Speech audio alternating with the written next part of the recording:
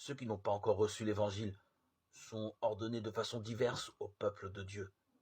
D'abord, le peuple qui reçut les alliances et les promesses et dont le Christ est né selon la chair, Romains 9, 4, 5.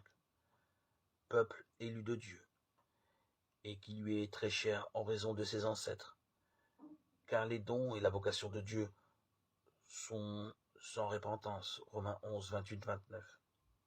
Mais le dessein de salut englobe aussi ceux qui reconnaissent le Créateur, et parmi eux d'abord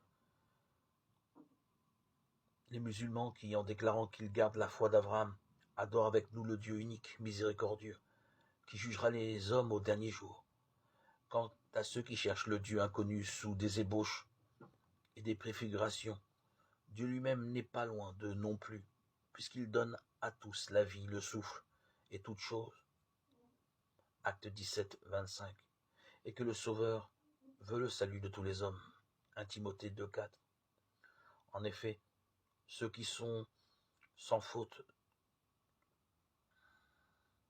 ignorent l'évangile du Christ et cependant cherchent Dieu d'un cœur sincère et qui, sous l'influence de la grâce, s'efforcent d'accomplir dans leur acte sa volonté qu'ils connaissent par les injonctions de leur conscience. Ceux-là aussi peuvent obtenir le salut éternel. Et la divine providence ne refuse pas les secours nécessaires au salut à ceux qui ne sont pas encore parvenus sans qu'il y ait de leur faute à la connaissance claire de Dieu et s'efforce avec l'aide de la grâce divine de mener une vie droite.